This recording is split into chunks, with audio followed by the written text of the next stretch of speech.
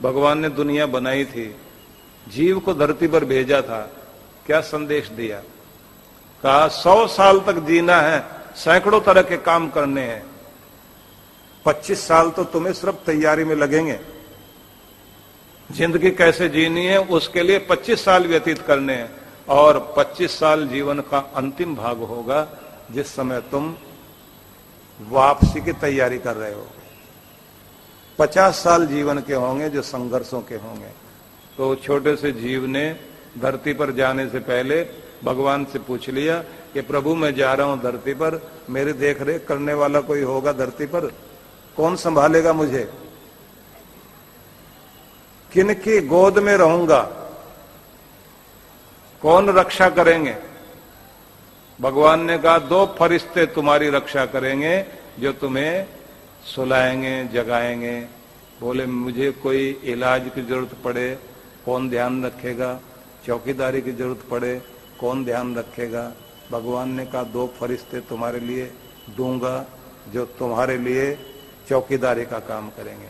बोले मुझे जमीन जायदाद, खाना पीना, कपड़ा गहना ये सब की जरूरत पड़े तो कोई साहूकार भी दो।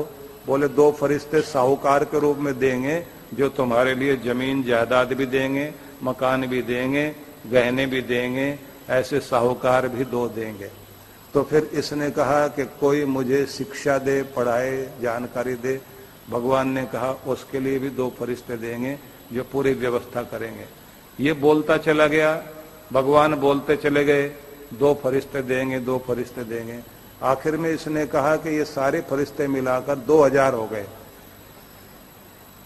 तो 2000 अगर मेरे अकेले के लिए होंगे तो दुनिया में तो भीड़ लग जाएगी। भगवान ने कहा ये 2000 नहीं, ये होंगे 2 ही। एक का नाम मां होगा, एक का नाम बाप होगा। ये दोनों ही तुम्हारे लिए पूरा ध्यान रखेंगे। 2000 के बराबर 2 ही चौकीदारी भी करेंगे, पढ़ाएंगे भी, लिखाएंगे भी, साहूकारी करते करते। ध्यान रख लेना, भगवान ने कह दिया तेरे शौक पूरे होंगे माँ बाप के जमाने में, और गुजारा करेगा अपने जमाने में। जब तो कमाएगा ना तब तो तेरी गुजर बसर ही होगी, और पूरी जिंदगी याद करेगा शौक तो माँ बाप के जमाने में पूरे हुए थे, उसके बाद तो शौक पूरे हुए ही नहीं।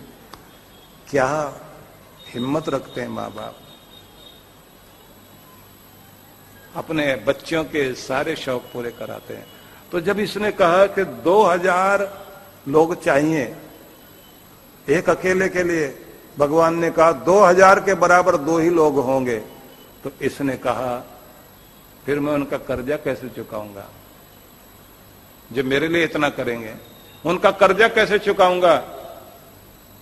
भगवान ने कहा बस एक बात का ध्यान रखना, उनकी आंख में कभी तेरे कारण आंसू नहीं आने चाहिए। इस बात का ध्यान रख लेना, क्योंकि मैं सब कुछ बर्दाश्त कर सकता हूं, लेकिन बूढ़े माँ बाप की आंख में बच्चों के कारण आंसू आए तो भगवान कहते हैं वो मेरे से बर्दाश्त नहीं होता। उनको रोता हुआ देखकर मुझे अच्छा नहीं लगता। जो अपने माँ बाप को रुलाते हैं ना, उन्हें तड़पाते हैं, अभागे होते हैं वो बच्चे। इसने कहा कर्जा चुकाने का तरीका भी तो बताओ भगवान।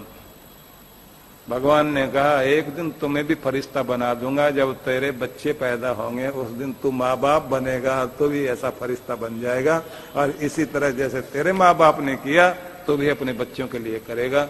बस यही है कर्जा चुकाने का तरीका।